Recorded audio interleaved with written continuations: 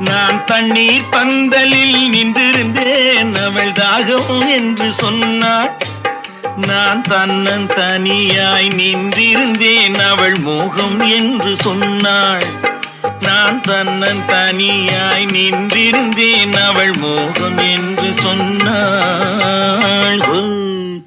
நான் தண்ணீர் பந்தலில் நின்றிருந்தேன், அவள் தாகம் என்று சொன்னாள். நான் தன்னன் தனியாய் நின்றிருந்தேன், அவள் மோகம் என்று சொன்னாள்.